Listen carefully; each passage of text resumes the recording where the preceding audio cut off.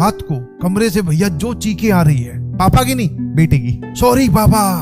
भाई साहब एक लड़का था जो मतलब एक ही दिन वो कोचिंग गया होगा जिस दिन उसके पिताजी उसको छोड़ने आए थे फीस जमा करवाने, बस उसके बाद में भैया कोचिंग नाम का शब्द वो जानता ही नहीं। वो कभी कभार संडे को मिल जाता था क्योंकि संडे को हम लोग फ्री रहते थे, थोड़ी बहुत क्लासेस होती नहीं थी, तो संडे को एक बार मिला वो। उसने बोला कि उसके पापा आने वाले हैं, कल रात की ट्रेन है तो वो यहाँ पहुंचेंगे। तो बोले यार मेरे नोट्स वोट्स कुछ नहीं है, समझे, और जेई का स्टूडेंट था वो। बोले नोट्स वोट्स मेरे पास कुछ नहीं है, पिताजी आते ही देखेंगे और मारेंगे बहुत, क्योंकि उनको सिर्फ इतना ही बोलना है कि बेटा मैथ्स के नोट्स दिखा दे, नंबर तो बहुत दूर की बात है, तो जब पेन चलाया तो दिखाए। तो बोले यार एक काम करो, सब लोग अपनी अपनी एक एक कॉपी देकर मेरे कमरे में थोड़ा सा माहौल बना दो, मतलब पढ़ाई का। अब वही है, मतलब उन सब सिचुएशन को उन सब सिचुएशंस को अब आके एनालाइज करते हैं तो ऐसा लगता है कि ऐसे बच्चों की मदद क्यों करनी चाहिए। बट वही है ना, उस टाइम पे तो हम लोग फ्रेंड जोन में थे, दोस्त है भैया, मदद क्यों ना करें, एक ही फ्लोर पे रहते हैं। तो हमने कहा ठीक है भाई बना देंगे माहौल।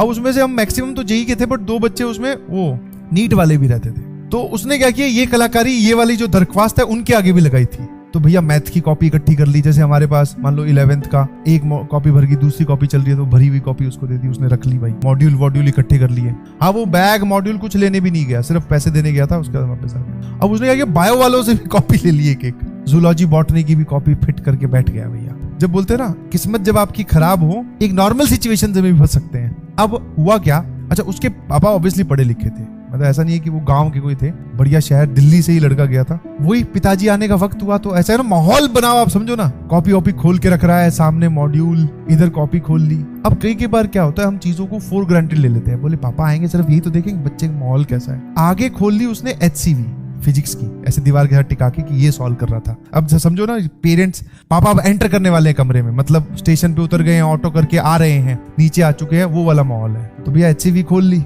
सामने कॉपी पता है कौन सी खोल ली, जिसपे ये प्लांट फूल पौधे बने होते हैं। अब भाई साहब ने इतना भी दिमाग नहीं लगाया कि HCV अगर खोलिए तो कम से कम वो फिजिक्स की कॉपी खोल ले यार। बैठ गए आराम से, एक रफ कॉपी भी रख ली, बस अब पापा के आने का इंतजार। आओ बाबा आओ, नीचे लेने गया, ऊपर लेके आया, किताब बंद नहीं की क्योंकि बंद कर दी तो जैसे पता चल जाएगा ये पढ़ता नहीं है। लेके आया अंदर, बोले बैठो पानी वानी पियो। थोड़ी देर बाद में, हम लोग तो बाहर थे, आधे पौने घंटे बाद में उसके पापा ही हमसे आके मिले, क्योंकि उनको पता चल गया होगा कि उनकी औलाद की करतूत क्या है, और वो जानते हैं, सभी पेरेंट्स अपने बच्चों को जानते हैं। बाहर आए, हमें बुलाया, हमने लगा नॉर्मल वो तो होता ही है, किसी के भी पेरेंट्स आते हैं दूसरे बच्चों से इंटरेक्ट करते हैं, पढ़ाई कैसी चल रही है, माहौल वॉल सब ठीक है ना भैया, अच्छे से पढ़ते हो कि नहीं, ये वाली बातें। हमें बुलाया, सीधा सवाल एकदम सटीक पूछा। मतलब कई बार तो ऐसा होता है ना कि आप लेयर बाय लेयर सवाल पूछो तो हम उसमें झूठ ऐड करते जाएंगे। पहला ही सवाल, बोले ये कब से कोचिंग नहीं गया है, बस यही थी स्टेटमेंट। बेटा आप क्या करते हो, आपका क्या चल रहा है, वो कुछ नहीं, पहला सवाल कि ये कोचिंग कब से नहीं गया। सब भैया एक दूसरे की शक्ल की ओर देखे, हमारा मुंह लाल हो गया। मैं कहा फंस गए। या तो वैसे पूछे कि ये कोचिंग जाता है कि नहीं जाता है, तो इसमें हम थोड़ा कम ज्यादा कर सकते हैं कि हाँ अंकल जाता है। अब उन्होंने सवाल ही एफर्मेटिव सेंटेंस जिसको बोलते हैं, जिसपे आपको हाँ भरनी है, ऐसा पूछा है कि ये कोचिंग कब से नहीं गया है। अपने चुप, आसपास वाले भी चुप।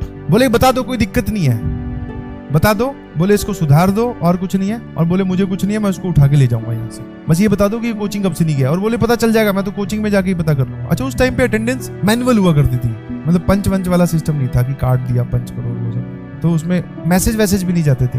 हम भी फिर अब वही है ना, सच वाली बाल्टी पूरी खाली है, झूठ की भरी हुई रखी है, अब कितना उसमें से उसमें डालें। जाता है अंकल, पढ़ता है, जाता तो है, कभी कभी मिस हो जाता है अंकल, तबीयत ठीक ना हो, गर्मी ज्यादा पड़ती है तब। अंकल बोले बेटा टोपी ना पहनाओ मुझे। बोले इस गधे को ये नहीं पता जूलॉजी तेरे सिलेबस में नहीं है, ठीक है, एक बार जाके देखो किताब किसकी खोल रखी है इसने। पढ़ HCV रहा है, सामने किताब खोले बैठा जूलॉजी की वो नोट्स, और मैं बोले अपने इस लाल की राइटिंग जानता हूँ, जमा के तो इसने आज तक कभी नहीं लिखा, तो मुझे ये पता चल गया कि कोचिंग इसका दूर दूर तक लेना देना नहीं है। बोले ये पता करो कि ये करता क्या है। मैं कहा अंकल रहता तो घर पे ही है, शायद घर पे अपना सेल्फ स्टडी करता होगा। अरे बोले स्टडी की तो बहुत दूर की बात है, इसको यही नहीं पता कि सिलेबस में क्या है, पढ़ना क्या है। स्टडी तो तब करें जब कुछ पता हो। समझाएंगे अंकल इसको, आप मत लेके जाओ। बोले समझा लो, मैं तो यहाँ छोड़ रखा है। उसके बाद में वो हमारे साथ मेस में खाना खाने गए, शाम का वक्त हो गया। फिर रात को कमरे से भैया जो चीखें आ रही है, पापा की नहीं बेटे की, सॉरी पापा। भाई साहब नहीं पापा आगे से नहीं हो, पापा बोल रहे हैं बेटा तू पीछे से भी कभी नहीं कर पाएगा। जम के सूता है बहुत बढ़िया, और जाते वक्त वो यही